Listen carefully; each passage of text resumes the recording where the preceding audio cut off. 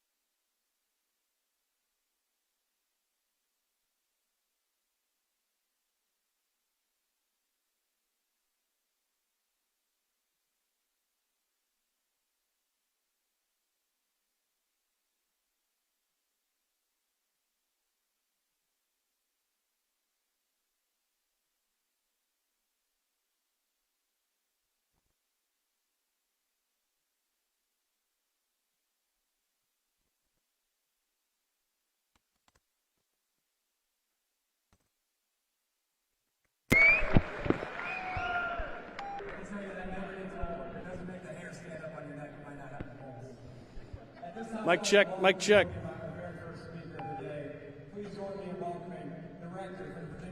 Mic check, mic check, mic check.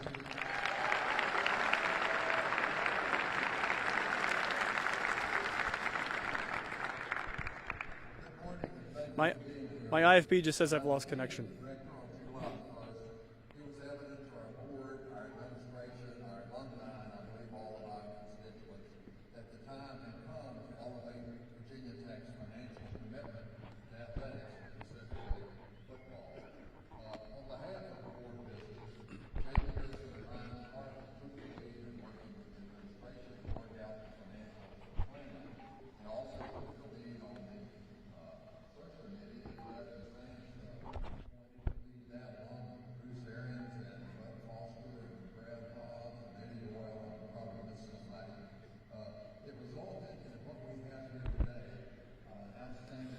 Check, check, check, check. So you've just got straight stag.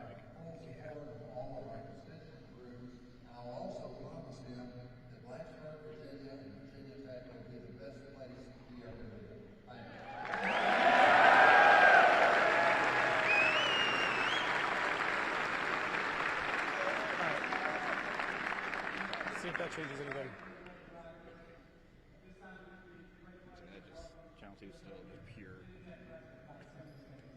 How about that?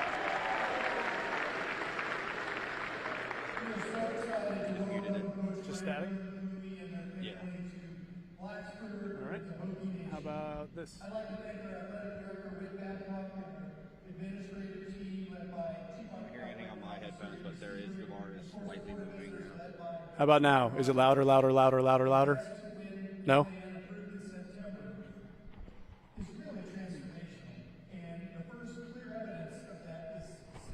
Next to us, right here. At Virginia Tech, there are 4 primary reasons that we invest in athletics. The student-athlete experience is a leadership training ground. Number 2, the experiences shared during major athletic events create indelible ties between students, alumni, and the institution that really see future engagement. Third, athletics at the highest level elevates Virginia Tech's brand beyond Appalachia and the Mid-Atlantic. And fourth, our local economy is critically dependent on athletics. When we invest to win in football at Virginia Tech, everyone wins. I'd also like to add my thanks to the search committee, including Board of Visitors members Jay Pearson and Ryan McCarthy, as well as Bruce Arians, Bridget Ryan Berman, Lynn Dowdy, Bud Foster, Brad Hobbs, and Eddie Royal, who, with the support of A.D. Whit Babcock, Rector John Rokovich, and University Legal Counsel Kay Heitberger, led us to this outcome. This is really an all-star committee, and each one of them invested their time and energy to ensure that Hokie football is positioned to win in this new era of college athletics. The future is bright. Go Hokies!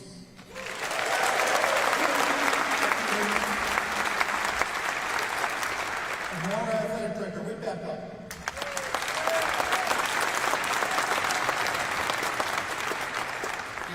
Thank you all for coming, and thank you to those watching online.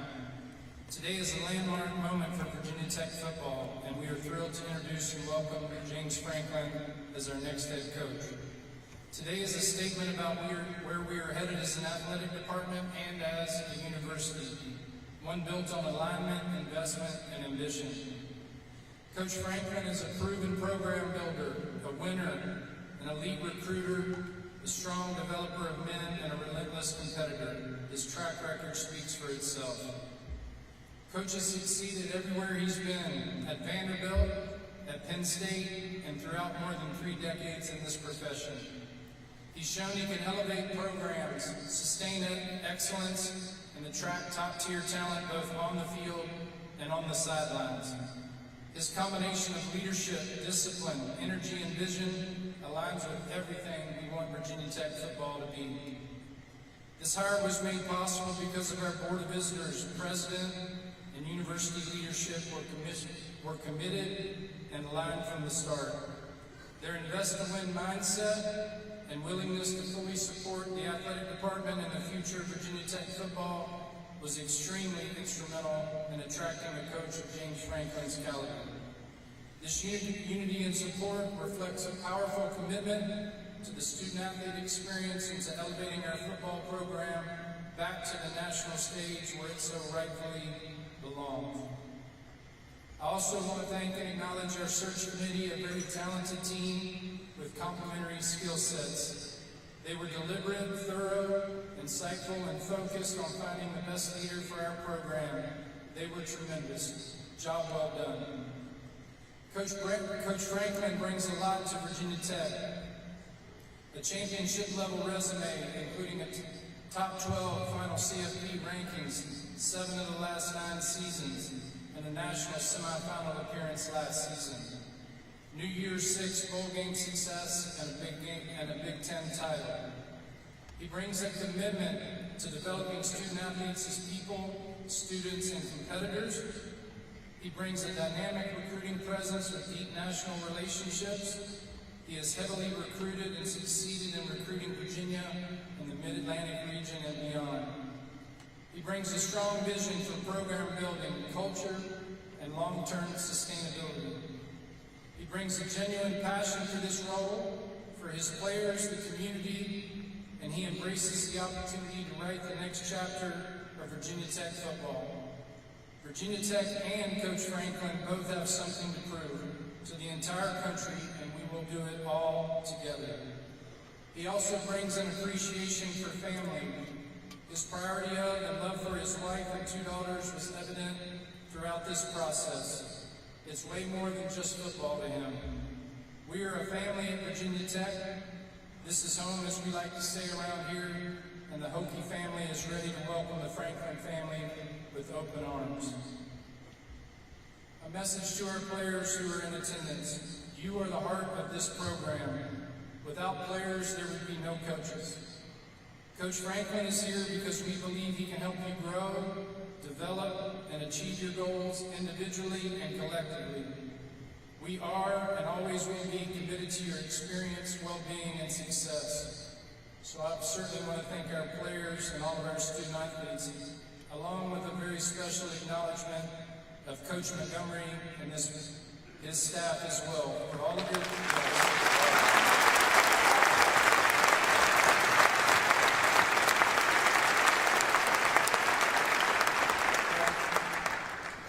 players, Coach Montgomery and his staff as well, thank you for your effort and perseverance during this season, during a very difficult and uncertain time. We are proud of you. And please know this, all of you, again, players, coaches, and staff, you will have the full support of Hokie Nation behind you this Saturday, next Saturday, and beyond. And finally, a message to Hokie Nation. Thank you for your passion and pride. Your energy makes Lane Stadium one of the best environments in college football. Every single candidate we interacted with, interviewed, or more, always referenced you all and our amazing fan base, including Coach Franklin, of course. Hokie Nation deserves to be rewarded in return, and will be very soon. Coach Franklin will feed off your energy and passion, he will build on it, and he will elevate it. The future starts today, and we could not be more excited. Here come the Hokies. Now, please join me in officially welcoming your next head football coach, Coach James Franklin.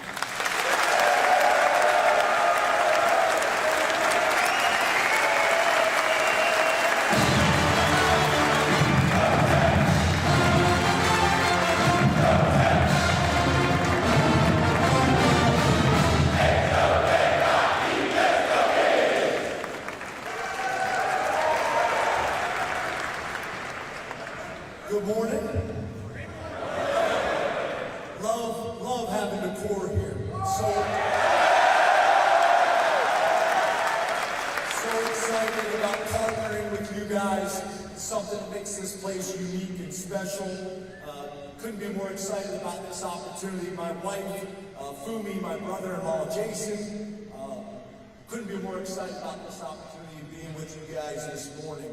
I want to make sure that I get a chance to thank everybody that's been a part of this process. That's probably the thing I'm most concerned about, that I don't miss anybody. But starting with President Sands, has been awesome throughout this entire process. His commitment to our program, his plan for the program, the investment in the program. In today's college football, there needs to be alignment. There's no other way to do it. That is from the rector to the president, to the athletic director, to the head football coach, and most importantly, the fans and alumni.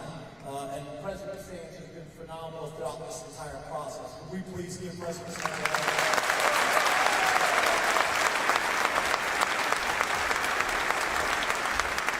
I'd also like to thank our rector of the board, John Bakovich. I was fortunate to have an opportunity to fly to the board meetings yesterday in Northern Virginia. I found out very quickly, John said, look, we'll have your time tomorrow, but I run a tight ship in these meetings, so keep your message short. But I want to thank John for his leadership as well. That's been phenomenal, and obviously this relationship is going to be critical moving forward. And then most importantly, Whit Babcock. Whit has been relentless throughout this entire process. He has been authentic, he has been transparent, and he's been honest. And the opportunity to be able to get to know Whit on a more significant level has been a big part of this process for me. Back to what I was talking about before, the alignment is so important. And having an athletic director with Whit's experience and with his character has meant a lot to me and my family. So I want to thank Whit for his leadership.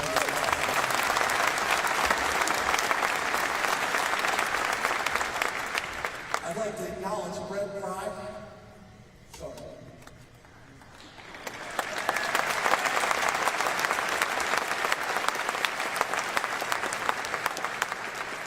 I always say I'm not going to get emotional, but I get emotional. Brett Pride's a good friend.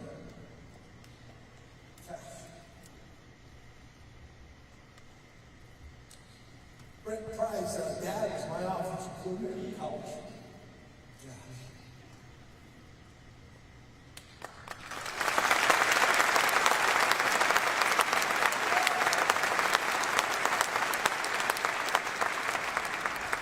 Penn State was my offensive coordinator in college. I've known Brent for over 30 years. Brent's first year coaching was my senior year at the Harvard of the Pennsylvania State Athletic Conference in Stroudsburg University. I know you guys are all very familiar with it.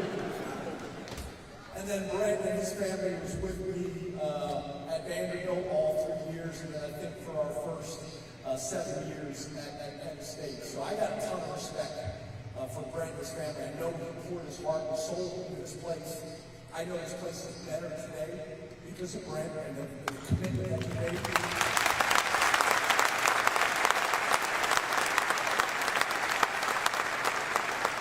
So I just want to show respect to him. I know how much coaches pour their hearts and souls into his job. And I just wanted to make sure that I gave Brent the respect that him and his family deserve. Been in this profession for over 30 years, and I've learned a ton of lessons. Started in Division II, worked my way all the way up. Got my first big break in the ACC. Been a head coach in the SEC, been a head coach in the Big Ten, and now obviously fortunate to have this unbelievable opportunity in the ACC at Virginia Tech. But all these experiences, all these lessons that I've learned, we're going to pour them into Virginia Tech. And I feel like it's going to put us in a really specific position to separate ourselves over a ton of different schools. Very few head coaches that have had the experience in the SEC, in the Big Ten, and the ACC. And we're going to use all those experiences and resources for the betterment of Virginia Tech. I want to thank Penn State. I had 12 years there. It's very unusual in college football to get 12 years in place. Most importantly, the relationships, the staff, the players. The players here at Virginia Tech are going to find out I'm a player's coach. That's what it's all about for me. That's what it always been. Just to be very clear though, just because I'm a player's coach doesn't mean that there won't be discipline and accountability. I'm an old school guy. I'm going to coach you hard, but I'm also going to love you hard as well. When you do something well, there's going to be nobody that's going to celebrate and show more appreciation than me, but there also will be accountability in our program every step of the way. I believe that young people have a chance to achieve their goals and their expectations, both individually and collectively, when they know how much you truly care about them. Young people want to be coached. I think there is a myth out there. I think there's a concern out there in today's major college football that you can't coach these guys. I don't think that's true. They're going to be coached hard, they're going to be developed hard, but they're going to be loved and cared for as well. I want to thank Coach Beaver.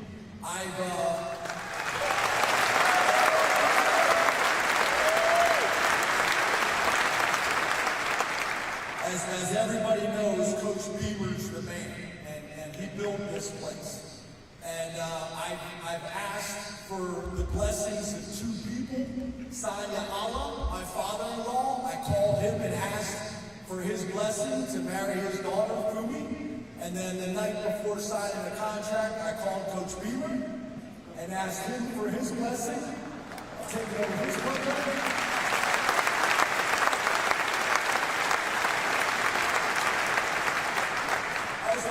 Because I called him 3 times and he didn't answer the phone.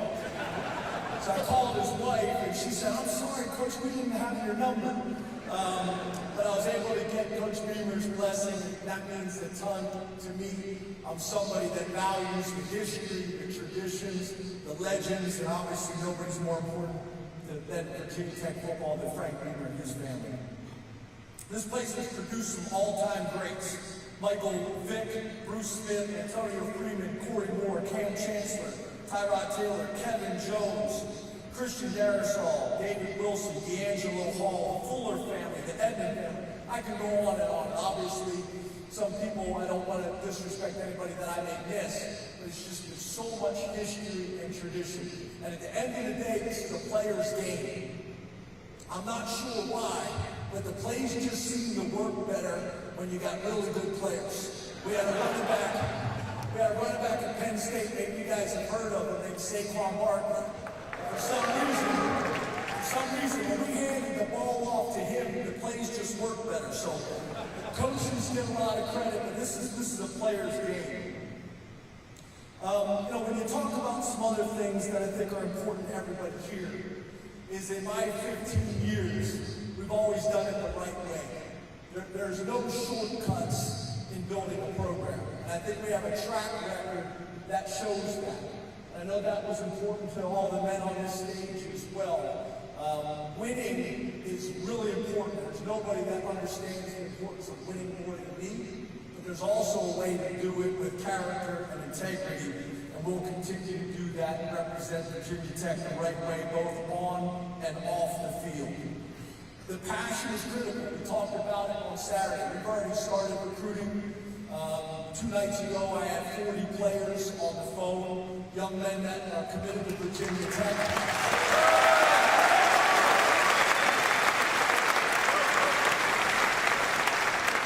Also called all the top players in the state of Virginia as well.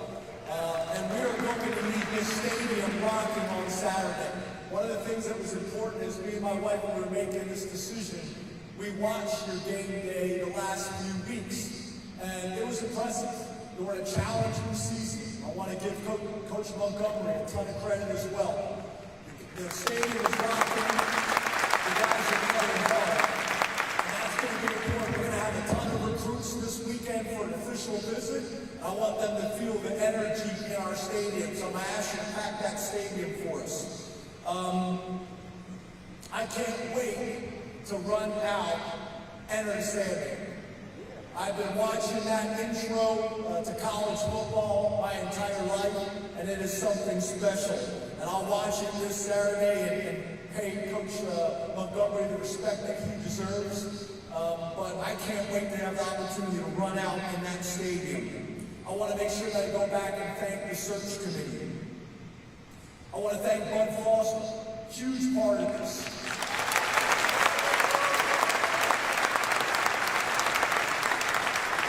It's great to talk to the administration.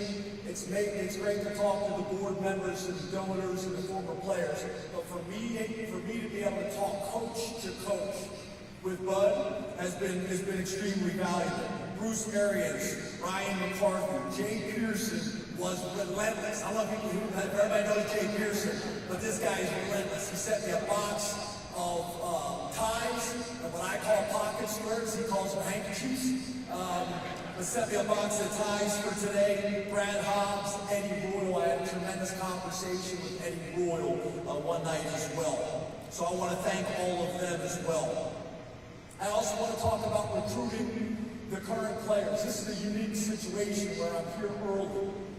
One of the challenges always when you're taking over these new jobs, you're always recruiting for the future. Well, the most important thing is recruiting our current players. I'm going to get a chance to visit with those young men today.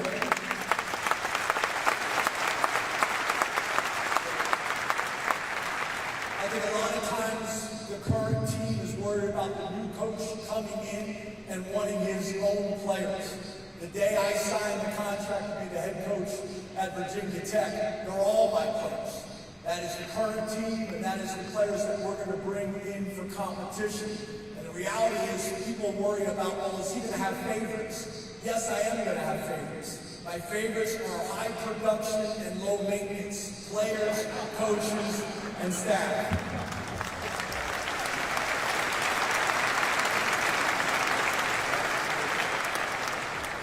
As for coaches, I'm going to bring the best fit for Virginia Tech. We're going to have an opportunity to attract some of the best coaches in the country. That will be in terms of spending time with the current staff and seeing who makes sense to keep on with us, because those people have obviously poured their hearts and soul into this program. Also bringing some coaches from other places as well. But that's going to be a very important piece of this process as well. But in closing, I just want to thank everybody. I want to thank everybody for coming out this morning. I want to thank the search committee. I want to thank the leadership. Everybody has been phenomenal. I couldn't be more excited. My family couldn't be more excited about our future here at Virginia Tech. You could not have found a coach that's going to pour his heart and soul into this place more than me and my family. I give you my word on that. Sorry.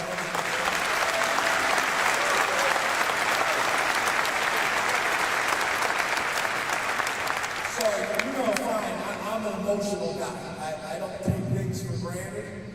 My wife makes fun of me. We'll be sitting there watching, you know, TV, and a commercial will come on, and she'll look over, and I'm getting emotional about the commercial.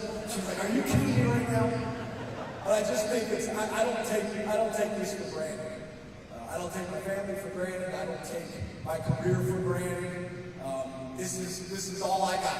I don't have any other hobbies. My wife says I don't have any other skills. I want to be a great husband. I want to be a great father. I want to be a great football coach and represent this place the right way. So thank you so much for this opportunity. Go home.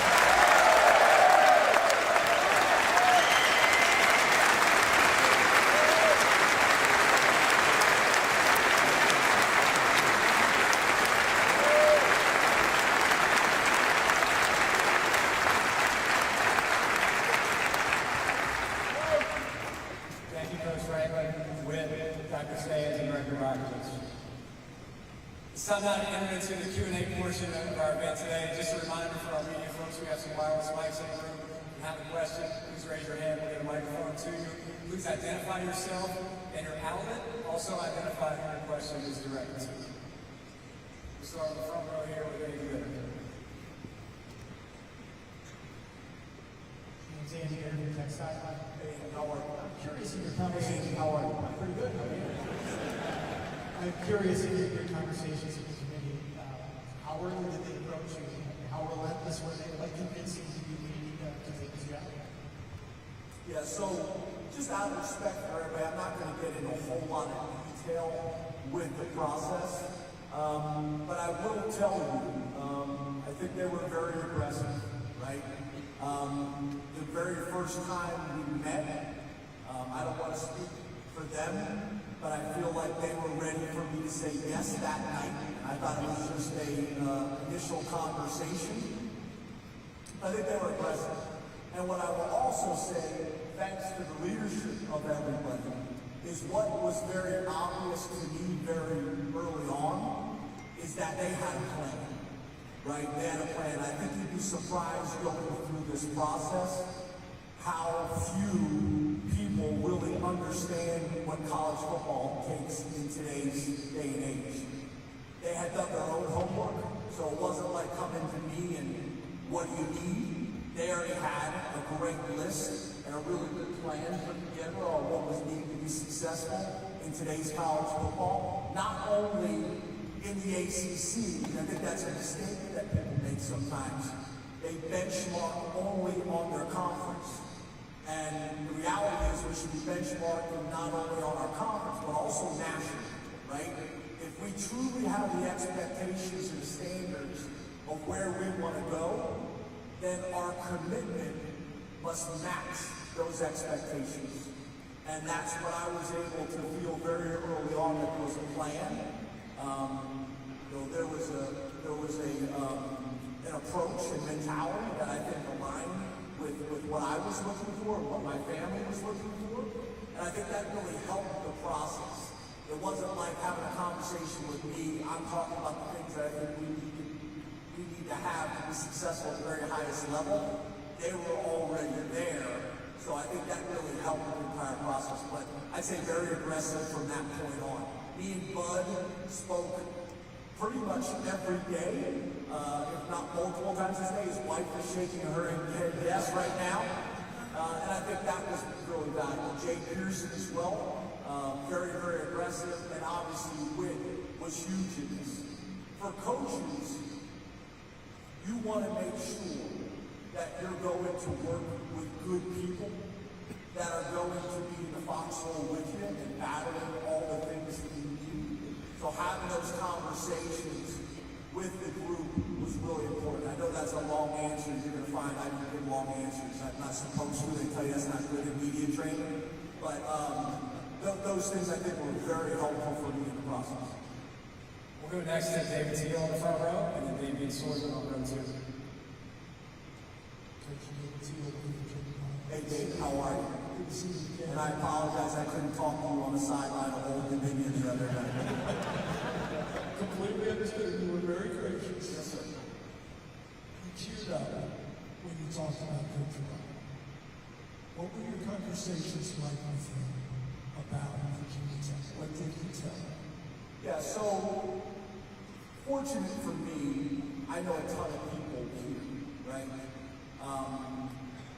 One of the advantages and one of the challenges for my 12 years at Penn State is that we had a ton of people leave our program to go be head coaches. We lost Joe Moorhead to go to Mississippi State. We lost Ricky Ronnie to go to Old Dominion. We lost Manny Diaz to go to Duke.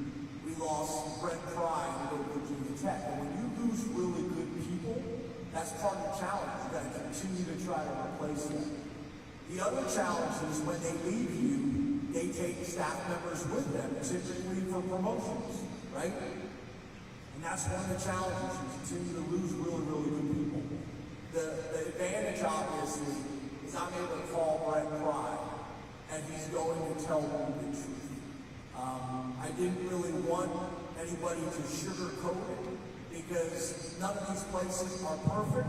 I'm not perfect, right? But let's just talk about what are the strengths, what are the advantages, what are the challenges. And Brent was very, very transparent. The first thing that was very obvious is he cares about this place deeply. Going all the way back to when I think he was a GA with Bud in the Sugar Bowl. He's always spoke very, very highly of this place and the community as well. But that's valuable. It also allowed me and Whit to have very transparent conversations as well about some of the feedback I was getting, what are the plans for these types of things.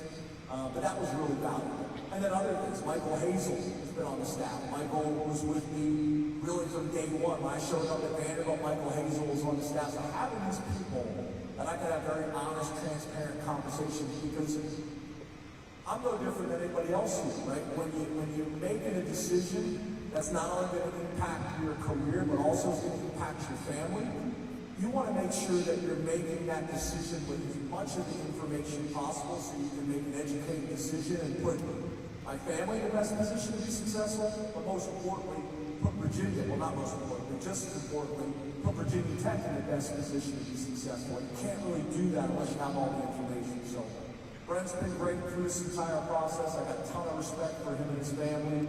And I probably would not be sitting here today without Brent's input and thoughts about this place. We'll go to Damian Sorgen on the second row, and then David Cunningham on row 1.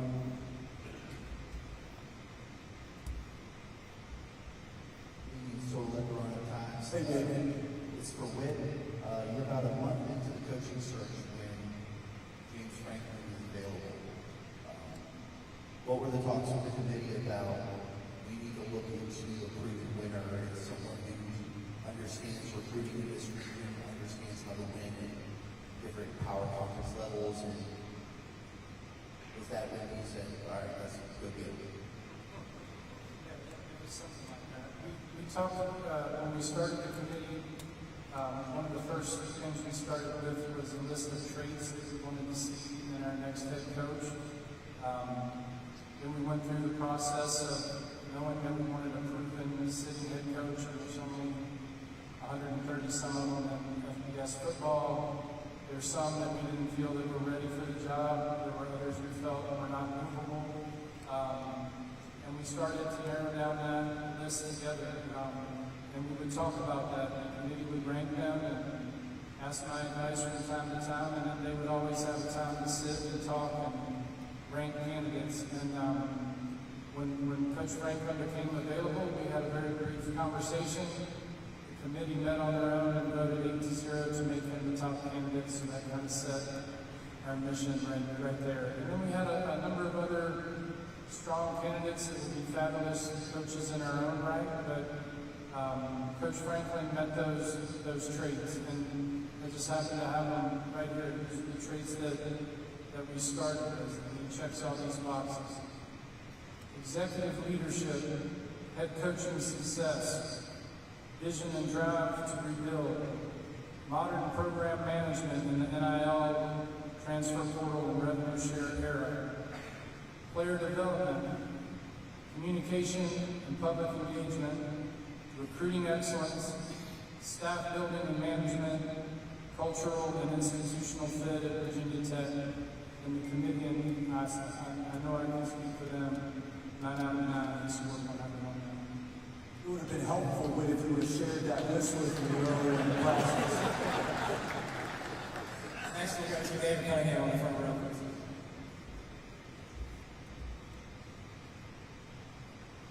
David Cunningham, Tech Sideline. Hey, David, boy. Good, how are you? Welcome, Waxman. Thank you, sir. In this era of college football, in your opinion, what does it take to succeed? What about this program at Virginia Tech do you feel like is set up so hopeless to thrive? Yeah, so I think the first thing is alignment, like we've already talked about, from the board, the president, the athletic director, the head football coach. Some of those things deal with a financial commitment, right? Which has been made. Those things started early in the process before I was even a candidate. And then I would say after that, it's about getting the right people in place, starting with the head coach all the way down to the assistants and players. Those things are obviously really, really important and critical. But I think the things that kind of stood out to me right away is the passion for Virginia Tech football, the things that kind of align from a regional perspective. I got tremendous respect for the state of Virginia, the high school football, and also when you talk about a 6-hour radius from campus, the number of high-level football players, the types of coaching that they're getting, and the attractiveness of Virginia Tech to them as well. So it really started with the plan, it started with the alignment, and then after that it was just, does this make sense for both parties, and are we going to be able to achieve all of our goals and dreams here? I think it's a place we can do that. Let's go to third row, Ryan Castle, please.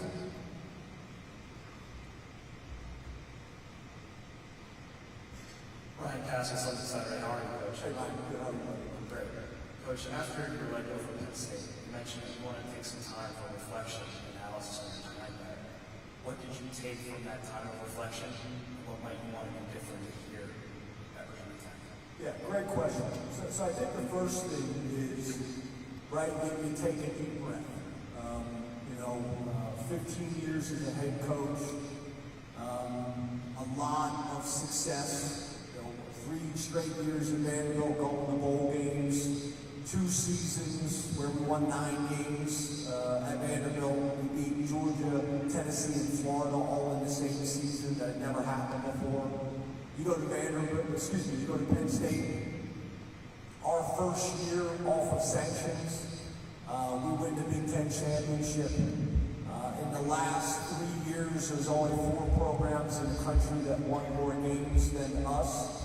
And last year, a game away from playing for the national championship. So I say all that just to say there is a core belief system of how we do things that works. And we believe in that. We have conviction in that.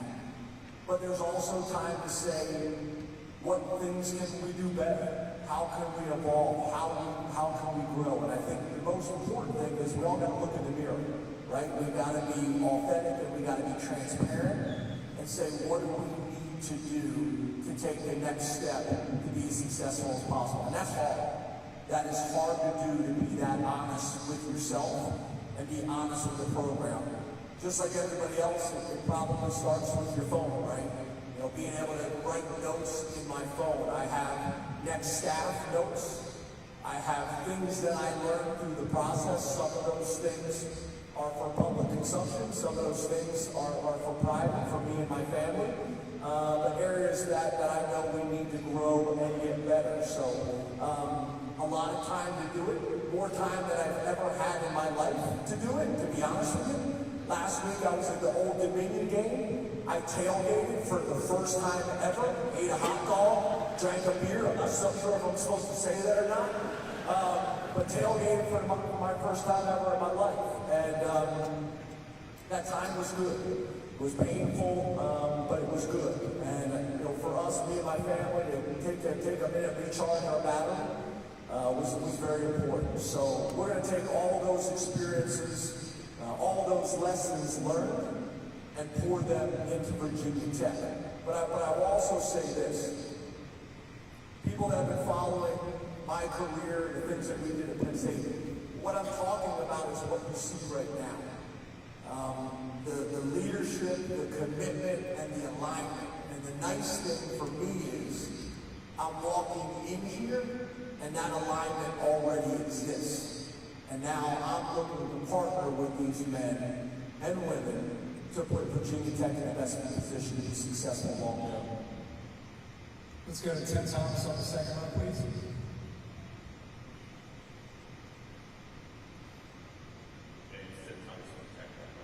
Hey Tim, how are you? Great. So what goes in this new era of college football to how you build out your roster in terms of high school recruiting, because of the transfer portal, because we've seen so many different programs go so many different directions to have success? Yeah, so I don't know if I completely answered your question, so I'm going to tie these together. I think a couple things, right? I'm a big believer that this is still a game, a developmental game of young men. And that's developing them on the football field, that's developing them in the classroom, that's developing them to be prepared for the next phase of their life. I still believe that you can run your program from an old school perspective. I want this to be transformational, not transactional. There is more of a business aspect to college football than ever before, but I still believe you can still run your program in a way that's transformational, that starts with education and setting these guys up to be successful for the next 50 years of their life. But I would say it also has to do with these young men that we're going to be recruiting. They're going to be recruited from all the top programs in the country. They need to walk into Virginia Tech football, and it needs to look, feel, smell, and operate like big time. Every aspect of it. Every aspect of it.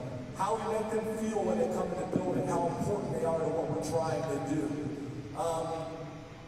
When they walk around our facilities and they see the stadium and they see the indoor facility, and also when they get inside the football facility, it needs to look and feel and operate like a big-time program because they're visiting all these other places.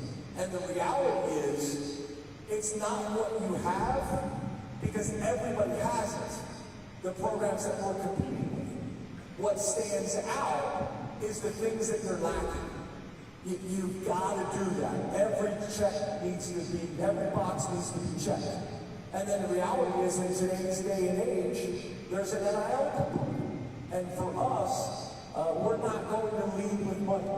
I want young men to choose our program because this is where they want to be, but then we need to be competitive with all the other schools as well, because it doesn't make sense for us to ask these young people to walk away from significant money. So that's what we're going to do. We're going to build it with high school recruits. We're going to complement that with the portal. But I also think in year one, we're going to have an opportunity to maybe use the portal this year, in year one, probably different than we will in other years. So we'll do that. I just think we have to be careful. If you are a portal team, you live by the portal, then every year you're going to have to live by the portal. You bring in 15 high school players and 30 transfer portal players. Most of those guys are seniors. They have 1 year. And now all of a sudden you got to replace 30 guys that have been out here at the transfer portal. It's hard to ever get out of that cycle. So it's going to be a high school developmental program that we are going to complement with the transfer portal. I would probably describe it a little bit like how a lot of programs in the past use junior college to fill holes in the roster while you're developing young people to get ready to be able to go out there and compete on the field. I'm a big believer in starts up front. With the O-line and D-line, you can have all the skill players you want, but if you can't dominate the line of scrimmage, you're going to have challenges. The line of scrimmage, the closer you get to the ball, that's a grown man's game. And it's different being a wide receiver or corner at 18, 19 years old compared to being 22 and 23 years old, 300 pounds up front. That's a grown man's game. You got to be able to make sure you have those guys on your roster, especially for what we played in last year, which was a 16-game season. The depth is critical. Next we'll go to the front row of Colby Crawford, and then row 5 for David Hale.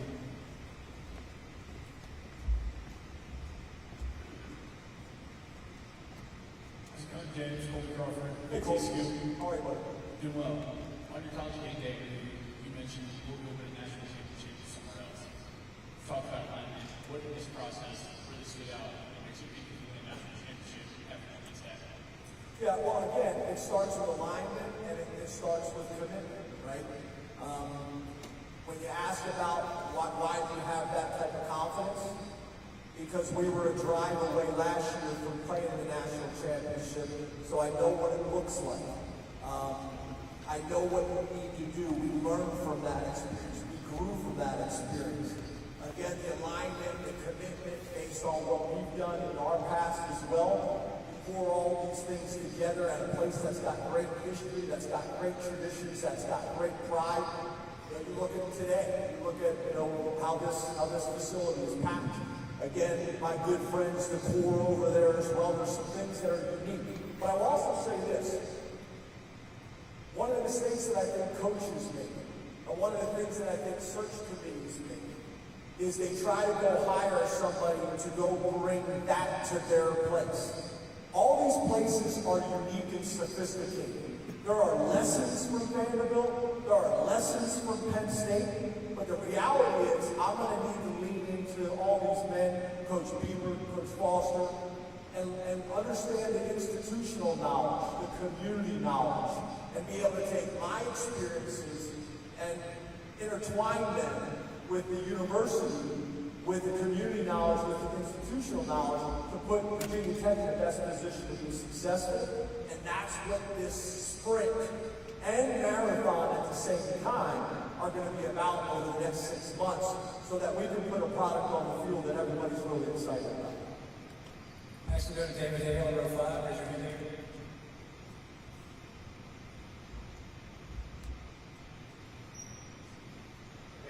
David Hale, Hey, David. Hi, David. Hi, David. How are you? I'm well. How are you? Good. I was going to say, can you share your notes after all these staff hire plans that we took on this house? If you could shoot, yeah, I think if you shoot Travis your cell phone number, I'll make sure you get that right now. This is actually for Win, where President said, I know early in the process, there was a lot of discussion about modernizing the program in general. Bruce Arians and others talked about the general manager role and how that might play a part here. You guys have talked a lot about alignment here today. How do you see, are you still planning on filling a general manager role? And how do you see that fitting into the larger hierarchy here? Yes, we do plan to modernize with a more professional front office structure. A lot of that will depend on who Coach Franklin brings with him. I believe he has in mind somebody that he would like to be the general manager. That's up to him. But if he brings a number of people that are great in player evaluation, great. And maybe we can add in some more on data analytics or rev share negotiation or NIL outbound sales. It's really taking what you already do as a football staff, enhancing it, and building it underneath this modern term of the front office. So it's in process, but a lot of it will depend on the skill sets of the folks that Coach Franklin hires, and then who do we need to go add and supplement to that. All right, next we got time for a couple more. We're going to go third row, Mark Garvin, and then we'll finish with Kyle Bailey on row 2. Hi, Mark. Program at Rolling Oaks Times. Hey, Mark. You mentioned Florida earlier, but I was curious, in terms of high school recruiting, how much of your success recruiting in Virginia made you believe that Virginia Tech might be a better fit for you than maybe some other options you had out there? Yeah, I've been fortunate. My wife is from Spokane, Washington. I've coached in every conference as well as the NFL. So I think those experiences were valuable and give me the confidence that really feel like I could go coach anywhere and be successful. I truly believe that. But at the end of the day, it just came down to the history, the traditions of this place, the plan and commitment that was communicated, and also the aggressiveness that they went about. So for me, being in the footprint is important, and we're excited about that. It allows us to hit the ground running because we already have significant relationships with most of the players in this area. But in today's college football, you're going to recruit nationally. You're going to need to go wherever you have to go to fill the roster. There are going to be some years where the state of Virginia is going to have enough players to be a good portion of our recruiting class. There's going to be other years that it isn't. We're going to have to widen our nets. That's always the case. That's the nature of college football. So having these relationships in the footprint are important, but we also have to be able to go nationally. That's where having an airport right on campus is going to be important. We're going to be very aggressive in doing that. That's also where some of the budget decisions are important as well, to allow myself and the assistant coaches to get out and to be efficient with our time when there's really not enough time in a day to do it all as it is. So all these things are really important and critical, all the way back to my days at Vanderbilt when I was flying Southwest. Things have changed. So we embrace the opportunities that are here. All right, with that, we'll wrap things up. Momentarily, we'll have some photo opportunities with our honored guests here at the podium. Just a reminder to all of our photographers in the back to allow our University Athletics photographer Dave Bagley front and center, and we all can kind of go in behind Dave.